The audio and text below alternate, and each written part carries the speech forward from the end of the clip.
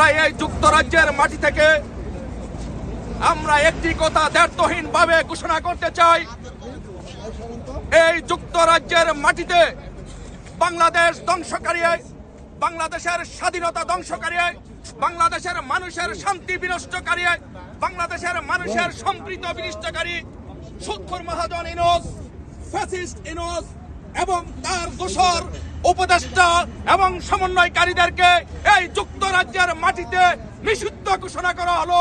এই যুক্তরাজ্যের মাটিতে যদি কোনোদিন এরা আসে, এই যুক্তরাজ্যের মাটিতে সুৎখোর মহাজন ইউনূসদেরকে প্রতিহত করা হবে।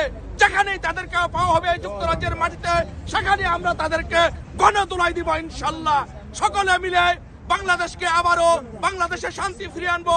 এই সুৎখোর মহাজন ইউনূসের কাছ থেকে আমরা বাংলাদেশকে উদ্ধার করব।